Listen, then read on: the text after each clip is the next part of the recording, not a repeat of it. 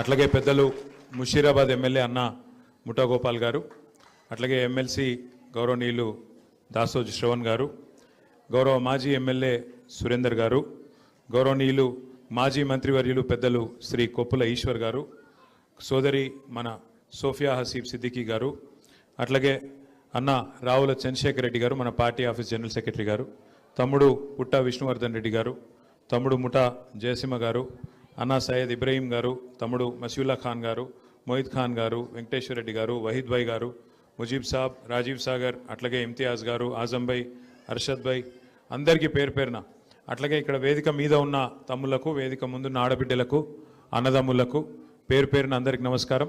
మళ్ళొకసారి షేక్పేట్లో దుమ్ము రేపేందుకు వచ్చిన మీ అందరికీ కూడా పేరు పేరున హృదయపూర్వకంగా స్వాగతం, సుస్వాగతం. మీ అందరికి తెలుసు, 2 ఏళ్ల కిందట ఎన్నిక వచ్చినప్పుడు, శాసనసభకు ఎన్నికలు వచ్చినప్పుడు, స్టేట్ మొత్తం ఎన్నికలు వచ్చినప్పుడు రాష్ట్రమంతటనేమో హైదరాబాద్ బయట ఒక లెక్క తీర్పిచ్చిండ్రు, హైదరాబాద్లో మాత్రం ఒకటే తిరిగి తీర్పిచ్చిండ్రు. హైదరాబాద్లో ఏమనుకున్నారంటే కేసీఆర్ గారు ఉంటేనే బాగుంటుంది, టీఆర్ఎస్ ఉంటేనే బాగుంటుంది అని చెప్పి ఒక్క సీటు కూడా కాంగ్రెస్ పార్టీకి ఇవ్వకుండా ఏకపక్షంగా హైదరాబాద్ మొత్తంగా ఔటర్ రింగ్ రోడ్ లోపల మొత్తం మన కారు గుర్తుకే ఓటేసి గెలిపించిండ్రు. అప్పుడు గోపీనాథ్ గారు కూడా గెలిచినారు. గెలిచిన తర్వాత మరి సంవత్సరంన్నర లోపలనే ఆయన ఆరోగ్యం దెబ్బతిని మరి మొన్ననే జూన్ నెలలో ఆయన చనిపోయిన విషయం మీ అందరికీ కూడా తెలుసు. ఇక చనిపోయిన తర్వాత అనుకోకుండా వచ్చిన ఎలక్షన్ ఇది. ఈ ఎలక్షన్తోని గవర్నమెంట్లు కింద మీద అయ్యేది లేదు, మనకి ఇప్పటికిప్పుడు అర్జెంటుగా మరి కొత్తగా వచ్చేది ఏం లేదు. కానీ ఈ ఎలక్షన్తోని ఎవరైతే గద్దెనెక్కి మనల్ని మోసం చేస్తున్నారో వాళ్లకు గుణపాఠం చెప్పేందుకు మాత్రం ఇది కరెక్ట్ మోకా అనే మాట నేను మీకు గుర్తు చేస్తా ఉన్నా. 2 ఏళ్ళైంది గవర్నమెంట్ వచ్చి, కాంగ్రెస్ గవర్నమెంట్ ఏం చేసింది హైదరాబాద్కి కానీ, ఏం చేసింది గరీబోళ్ళకి కానీ అంటే ఒక్కటంటే ఒక్కటి కూడా ఇప్పటిదాకా కొత్తగా చేసిన పని లేదు. ఇక మీకోసం ఈ బాకీ కార్డులు తయారు చేసినాం. ఇంటింటికి వస్తాయి ఈ బాకీ కార్డులు, జర అందరికి ఇవ్వాలి ఒక్కొక్కటి. ఇక్కడ కూడా దీనిలో ఏం రాసినామంటే కాంగ్రెస్ వాళ్ళు ఏవైతే జూట మాటలు చెప్పినరో 100 రోజుల్లోనే అందరూ రాష్ట్రంలో ఉండే 18 ఏళ్ళు నిండిన ఆడబిడ్డలందరికీ నెలకు 2500 ఇస్తాం, ముసలోళ్ళందరికీ 4000 పెన్షన్లు ఇస్తాం, లగ్గం చేసుకుంటే తులం బంగారం పెడతాం, అట్లాగే మరి ఇంకా ఎన్ని చెప్పారు ఇక రాసిన, ఇక నాకే చదివేతందుకు కూడా గన్ను ఉన్నాయి.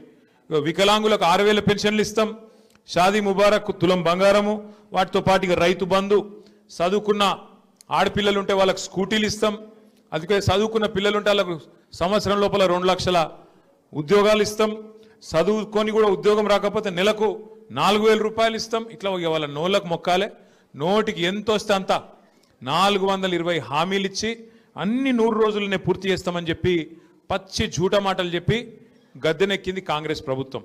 మరి గద్దెనెక్కినాక 2 సంవత్సరాలలో ఏం చేసినాయా కాంగ్రెస్ వాళ్ళు అంటే ఒకటి మాత్రం చేసిరు. ఒక కొత్త ఇల్లు కట్టలే, ఒక ఇటుక పెట్టలే, హైదరాబాద్లో కనీసం పొక్కలు కూడా ఊడిస్తలేరు రోడ్ల మీద. కానీ ఒక్కటి మాత్రం పొక్తాగా చేస్తున్నాడు. ఏం చేస్తుండు, గరీబోళ్ళ ఇండ్లు ఎక్కడుంటే అక్కడికి మాత్రం బుల్డోజర్ మాత్రం పంపిస్తున్నాడు. హైడ్రా అని చెప్పి ఒక కొత్త దుకాణం పెట్టి కొత్త ఇల్లు కట్టింది లేదు, ఒక పట్టా ఇచ్చింది లేదు, ఉన్న ఇల్లు గులగొట్టుట్లో మాత్రం ఫస్ట్ ఉన్నాడు, ఇల్లు మాత్రం గులగొడతా ఉన్నాడు. జూబ్లీ హిల్స్ వాళ్ళు, షేక్పేట వాళ్ళు ఇలా మీరు చేయవలసిన ఆలోచన ఒక్కటే, మీకు కారు కావాలన్నా బుల్డోజర్ కావాలన్నా ఏదో ఒకటి ఆలోచన చేసుకోరు. మీకు కారు కావాలంటే టీఆర్ఎస్ గెలవాలి, కేసీఆర్ గెలవాలి, గోపీనాథ్ భార్య మాగంటి సునీతమ్మ నిలబడ్డది, ఆమె గెలవాలి. ఇక మీ ఇంటికి బుల్డోజర్ రావాలి, హైడ్రా రావాలంటే మాత్రం పక్కా మీరేం చేయాలనో అది చేయండి. నేనేదో ఇది మిమ్మల్ని భయపెడతానికి చెప్తలేను, ఉన్న వాస్తవం చెప్తున్నా.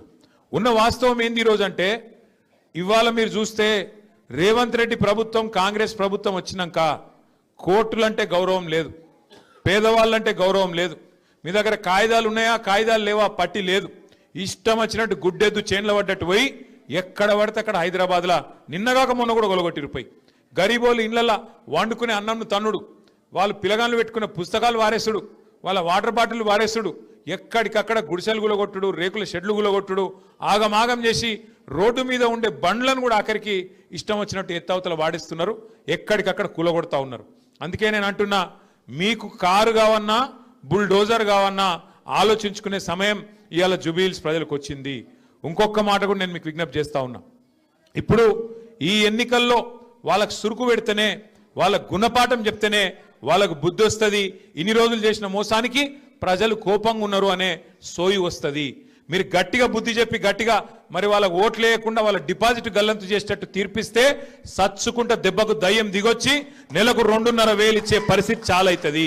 లేకపోతే వాళ్ళు ఏమనుకుంటారు, మేము నెలకు 2,500 ఇవ్వకపోయినా, ముసలోళ్ళకు 4,000 పెన్షన్లు ఇవ్వకపోయినా, తులం బంగారం ఇవ్వకపోయినా, కొత్తగా ఒక ఇటుక పెట్టకపోయినా, హైదరాబాద్లో కొత్త రేట్లు వేసుడు కాదు, ఉన్న రోడ్లకు పొక్కలు ఉడవకపోయినా మాకే గుద్దుతున్నారు అంటే మరి గిట్లనే ఉండాలి, గిట్లనే నడవాలి, మోసందే గెలుస్తుంది అన్నట్టుగా వాతావరణం ఉంటుంది.